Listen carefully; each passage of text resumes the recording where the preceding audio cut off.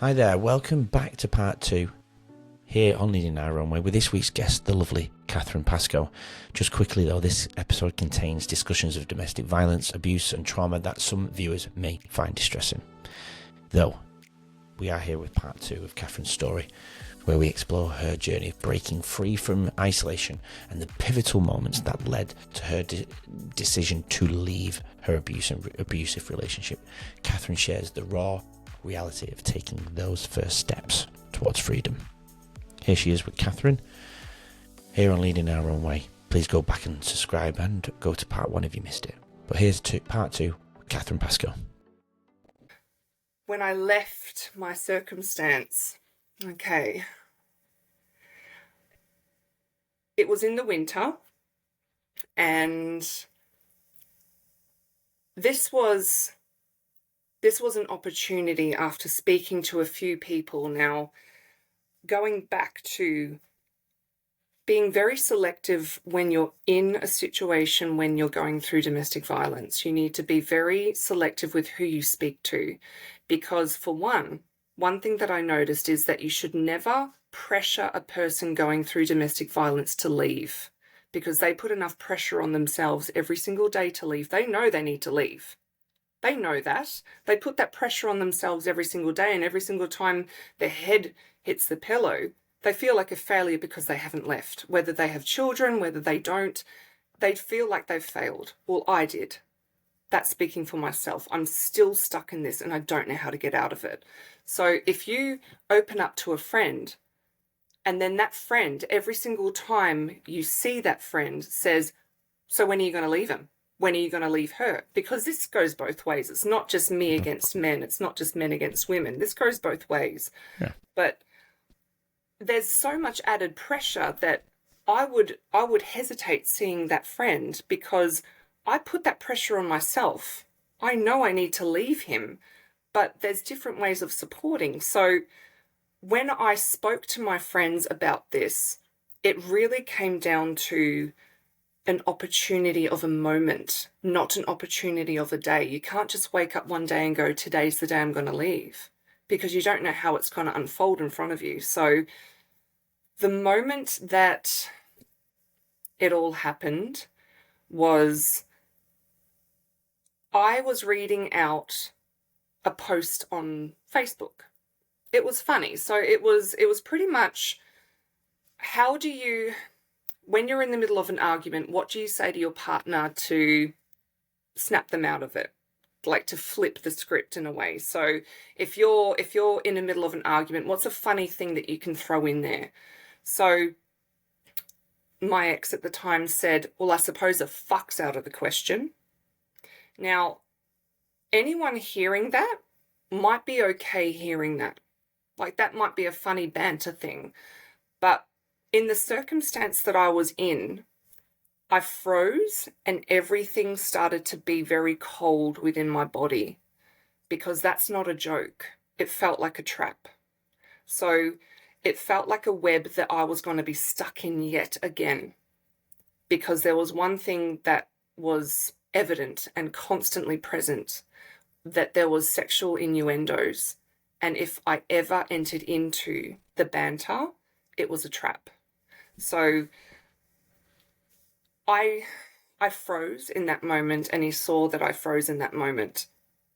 And he huffed and he just sort of continued, and I thought, his mask's coming off. Okay. So he's been nice for a couple of weeks after something happened. All right. So the mask is starting to come off again and he's starting to behave normally. Okay. So I said to him, no. And I said to him, see, I learned many different approaches of beginning conversations. So I thought in many ways that if I address a conversation that I want to talk about in the manner of, I want to come up with a solution at the end of this conversation. So I don't feel like I'm backing him into a corner. It's not an argument. I want to figure this out. I want to make this work. When women want to make it work, they want to talk it through. They want to put a lot of energy into it. I was getting to the point where I didn't want to talk about it because I lost all steam. I gave up because there was nothing that could change this rotation of obsession that he had in his head. So I attempted to say to him, can we talk about what you just said before? He huffed and he went to the fireplace and he said, why are you so cruel? Why are you being so cruel to me? And I said to him, how is it cruel that I want to talk about how that affected me? And he huffed and he went upstairs for a sleep. So I said, okay, that's all right.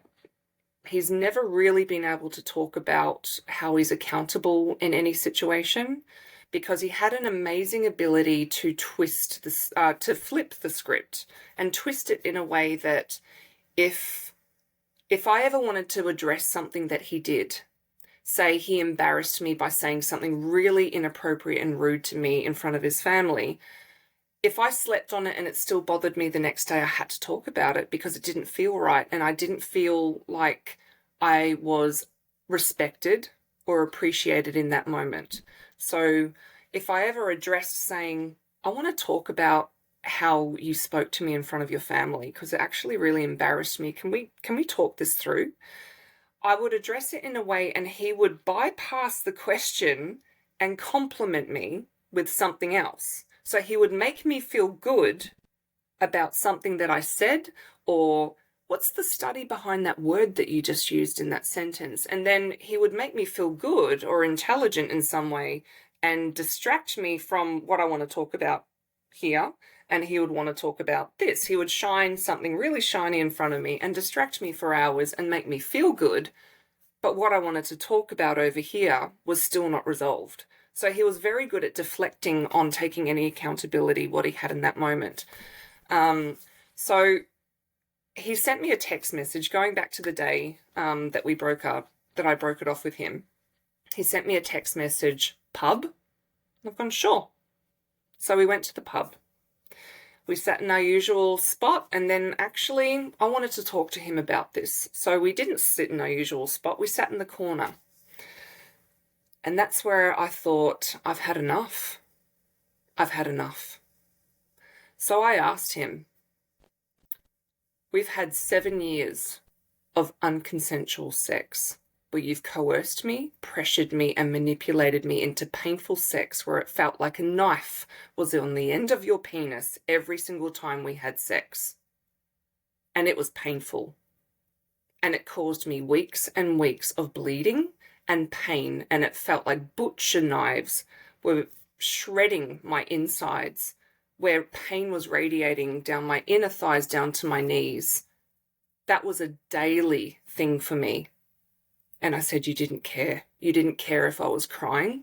You didn't care if I said yes or no. Did you care once about my well-being? Just once. And in that moment, I didn't get it recorded. I didn't get it on text. But he said, no, I didn't. And he admitted that he didn't care about my well-being once. And that's when I said, it's over. And he's gone, well, I saw that coming.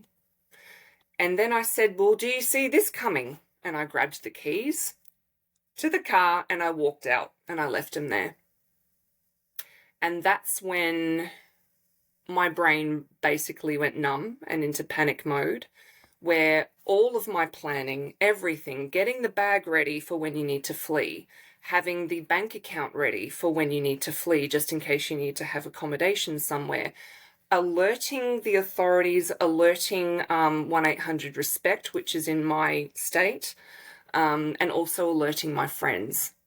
So I started doing that straight away. And as I arrived home, I checked all the locks. I made sure everything, because I didn't know whether he was going to be aggressive or not, because he was never consistent with his personality. I didn't know whether he was going to strangle me or grab my wrists again or anything like that, or whether he was going to be sweet and sincere. I didn't know who was walking through the door. So I thought I was safe. I had 1-800-RESPECT on the phone and I was talking her through what I was doing, and I was packing my bag and I was making sure that I had everything that I needed. And then I heard him coming up the stairs. I thought I locked all the doors, but I hadn't. In the haste that I had getting back to the house, the roller door to the garage. I didn't push it shut, and he went through the garage and he came up the stairs, and then I locked myself in the bathroom for the second time in the relationship. And he was being sincere and sweet because the lady on the phone was saying, "Do you want me to call the police?" And I said, "I don't know. Do I need to call the police?" And he reassured me that I didn't.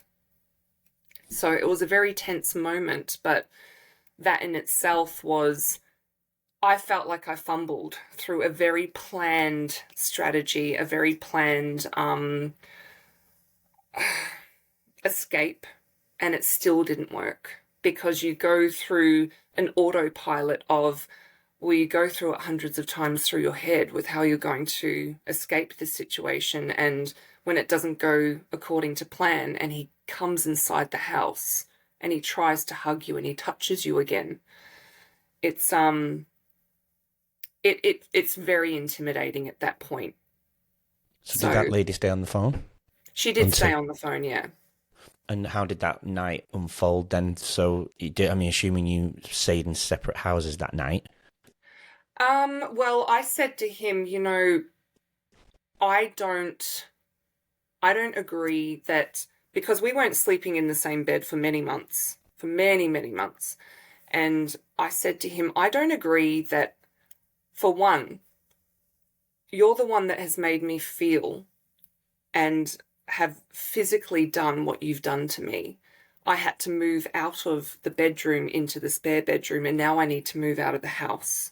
So this is where it gets interesting, because I have a friend who was studying psychology at a psych ward at that time, and she was talking with me. So she was one of the people that I explained to what happened, and he actually admitted to her what he had done. So I know that he has admitted it to two people, what he has done. After that fact, I think that he started to realize that he can't admit what he did. So she convinced him to live with his mother at that stage, and he moved to his mother's house to give me space. Yeah. Yeah. So moving on from that night then, until the present day, you've done a few things. You've done a few things to change your life. What other things have you changed in your life then? There's a lot of things that I have physically changed, but more importantly, I think to really ground yourself through this. Yes, I've lived in a safe house. Yes, I have moved from location to location because of, I just had, I feared for my safety a lot, and I'll admit that. But it's mostly what I did with my mind. So if you have your mind, then everything else makes sense. Well, for me it did anyway. What I learnt through the process is, if you react in the emotion straight away, you've lost your power. So the initial response to anything that comes through, whether it's a lawyer letter, whether it's some sort of post on socials that your friends have sent a screenshot to you, or whether it's a phone call, or whether it's someone thinking that they're doing you a favor because they've heard something or they've seen him with someone new, or whatever it may be, your reaction within yourself. So when you react, you've lost your power, especially if you react in public in an emotional state. So I always give myself 2 to 3 days to cool off. It doesn't take that long anymore, but it did at the beginning, because, again, you're defrosting from that freeze mode. So it's like you're regaining yourself. It's like you're regaining your independence, but you don't even know what that feels like because you've been numbed for so long. So you give yourself 2 to 3 days of pause where you can gather yourself, because, as my mother always said, sleep on it. So when you sleep on it and you wake up, you have more clarity. And then the following day, you have more clarity. And if you responded on the first day when you're heightened and you're in that emotion, the way that you feel on the third day is not the way you felt on the first one. And you go, actually, this sounds better. This I don't actually care about that as much. I was in the reactive state and it doesn't actually matter that much. So, I've learnt to look at it with a logical response. So I actually look at the situation and split it apart, because there's the emotional part of it, which you can't help but respond to, and that's what you naturally respond with. And that heightens everything and that stirs everything. It's got your triggers all heightened. And then once you calm down, you've got the logical side of it where you go, well, actually, that's split in half here. And I know what to do with the logical side of things. And that's also something that I've learnt along the way, and also learning anchors. So when you break it off with someone and you tried your best, you put your heart into it, you invested many hours, thousands of hours into this person, whether it was through conversation or whether it was through efforts or whatever it may have been, you have a level of guilt, because you don't want to hurt people. You don't wake up wanting to purposely hurt people. So I've had this discussion with other people where they feel guilty after breaking off with their partner. So I'm very good at visualizing. So I visualized driving up the driveway and imagining if he was in the house, sitting in the car going, I'm about to see him in the house. How does my body feel? And then I had that wave that I always had, that I didn't even realize that I was living with. I didn't even realize that that was a sensation that I was living with for so long, that I had to move a certain way around my house. I couldn't even bend down to pick up a dish out of the dishwasher, because he would see that I wasn't bleeding because I wasn't wearing a sanitary pad. And then he would say, upstairs.